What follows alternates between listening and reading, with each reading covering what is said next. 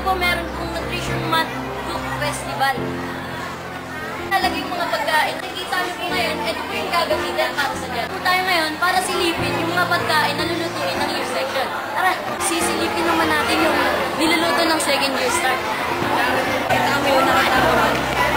Chicken curry. Ngayon naman po, sisilipin natin yung niluluto ng second year start. Wow! Chicken curry. May konting spices pa daw. Ano ba yun?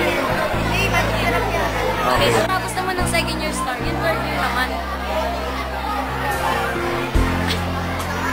Ngayon naman, titignan natin kung ano yung second year. Ma'am, ano ba niluluto? Ang pitadang ako.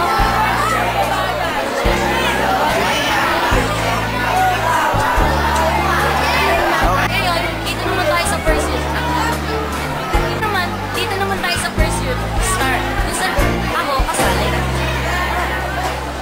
Ng tilapia. Alam ko, scabeche yan eh.